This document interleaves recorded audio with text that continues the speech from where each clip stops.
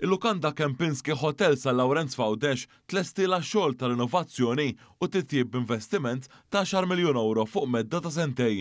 Il-Prim Ministru Robert Abela żar dan l-investiment hekk kif ġie deskritt bħala wieħed li jissimbolizza il-fiduċja li s-sidin tal-Lukandi f'pajjiżna għandhom fl-ekonomija Maltija, fiduċja li qed tissarraf f'aktar investiment kontinwu sabiex tiġi offruta esperjenza kwalità għolja lit-turisti li jżuru pajjiżna.